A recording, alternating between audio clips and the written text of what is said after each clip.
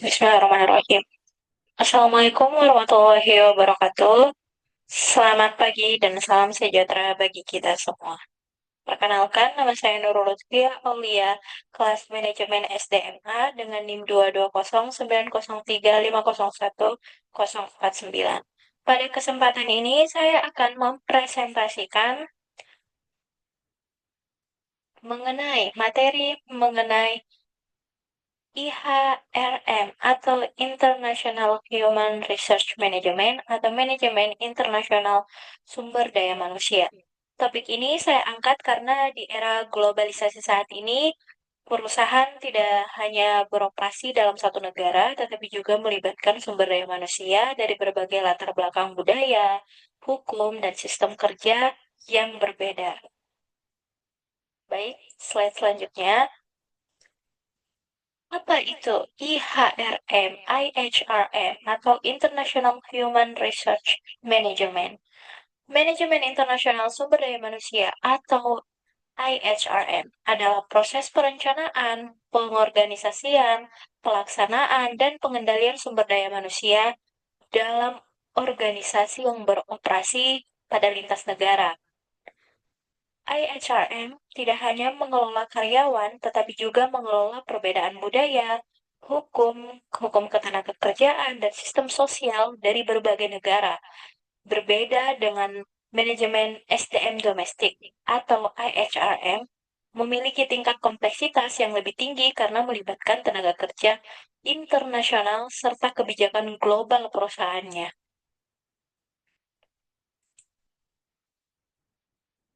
Adapun jenis tenaga kerja dalam International Human Resource Management.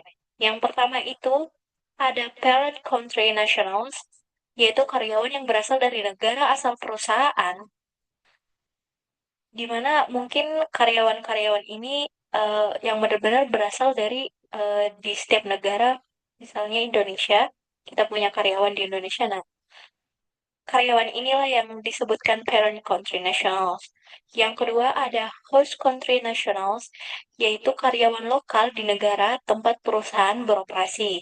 Dan yang ketiga ada host dan yang ketiga ada third country national, yaitu karyawan yang berasal dari negara lain di luar negara asal maupun negara tujuan. Pembagian ini penting karena masing-masing kelompok memiliki peran, hak, dan tantangan yang berbeda dalam organisasi multinasional. Adapun fungsi utama dari IHRM, International Human Resource Management. Yang pertama itu fungsinya sebagai rekrutmen dan seleksi internasional. Rekrutmen dalam International Human Resource Management ini tidak hanya menilai kemampuan teknisnya, tetapi juga kemampuan adaptasi dalam budayanya, penguasaan bahasa, serta kesiapan bekerja di lingkungan internasional. Dan mungkin juga ada beberapa dalam rekrutmen dan seleksi internasional ini tuh banyak mengalami kegagalan penempatan karyawannya di internasional itu bukan karena kurangnya kompetensi, akan tetapi karena kegagalan beradaptasi dengan budaya lokal yang kita tempati untuk bekerja. Jadi ada banyak kegagalan. Yang kedua ada pelatihan dan pengembangan. Pelatihan dalam International Human Resource Management ini itu berfokus pada pengembangan wawasan global, kepemimpinan internasional, serta pelatihan lintas budaya. Ada pun manajemen kinerja internasional dalam International Human Resource Management, yaitu penilaian kinerja dalam International Human Research ini tuh menghadapi tantangan karena standar kinerja dan etos kerja berbeda antar negara. Oleh karena itu, perusahaan harus menyeimbangkan standar global dengan kondisi lokalnya. Yang terakhir ada kompensasi internasional. Kompensasi dalam International Human Resource Management ini cenderung lebih kompleks karena harus mempertimbangkan perbedaan biaya hidup, mata uang, serta standar kesejahteraan di masing-masing negara. Seperti yang kita tahu, di berbagai negara itu mata uangnya ada mata uang yang tinggi seperti US dollar. Mungkin jadi biaya kehidupan di sana akan lebih tinggi dibanding mungkin di Indonesia rupiah karena nilai mata uang di Amerika itu sendiri tinggi, jadi otomatis kita harus mengikuti budaya mereka di sana. Standar kesejahteraan kehidupan mereka di sana di setiap negara itu kan berbeda-beda. Jadi benar-benar kita harus mampu beradaptasi dengan lingkungan dan kebudayaan yang ada di setiap negara, gaya hidupnya. Karena ini menyangkut global, internasional. Jadi dimanapun kita ditempatkan, di negara manapun kita benar-benar harus belajar beradaptasi dengan budaya mereka. Dan adapun salah satu pendekatan yang umum digunakan adalah balanced approach, yaitu menjaga keseimbangan standar hidup karyawan internasional dengan negara asalnya. Harus seimbang. Baik, yang selanjutnya ada tantangan dalam International Human Resource Management.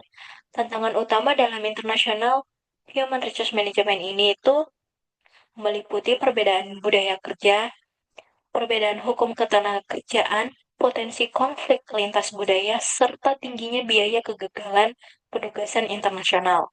Jika tidak dikelola dengan baik, mungkin tantangan ini dapat menghambat pencapaian tujuan perusahaan multinasional. Jadi, karena di berbagai negara konflik lintas budaya itu berbeda-beda, jadi kita harus benar-benar paham konflik yang terjadi di setiap negara itu agar kita bisa mengelola perusahaan itu dengan baik. Dan adapun peran strategis dalam International Human Research.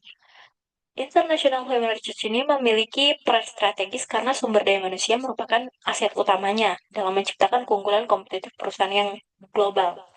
Nah, di tengah persaingan internasional yang semakin ketat, keberhasilan perusahaan sangat ditentukan oleh kemampuan mengelola SDM secara global dan berkelanjutan. Nah, di sini juga kita bisa lihat ada pendekatan dalam International Human Research.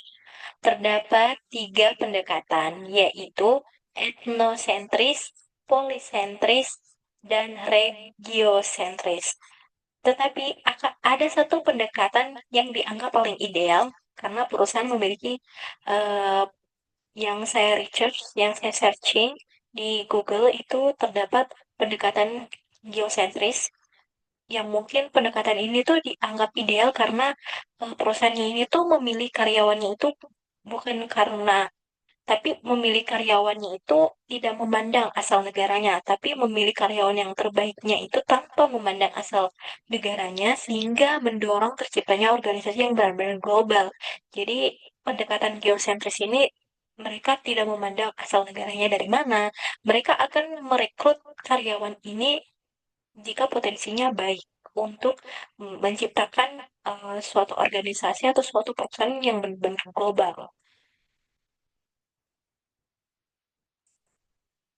Baik, mungkin itu saja yang dapat saya jelaskan dari materi International Human Research Management. Sebagai penutupnya, itu dapat saya simpulkan bahwa manajemen internasional sumber daya manusia ini memiliki peran yang sangat penting dalam keberhasilan perusahaan multinasional. Pengelolaan sumber daya manusianya yang efektif dan adaptif terhadap budaya, hukum, serta sistem kerja lintas negara. Dan dalam mencapai tujuan organisasi secara global. Demikian presentasi yang dapat saya sampaikan. Saya mengucapkan terima kasih atas perhatiannya. Apabila terdapat kekurangan, ada salah kata atau ada penjelasan yang kurang jelas, mohon dimaafkan. Wassalamualaikum warahmatullahi wabarakatuh.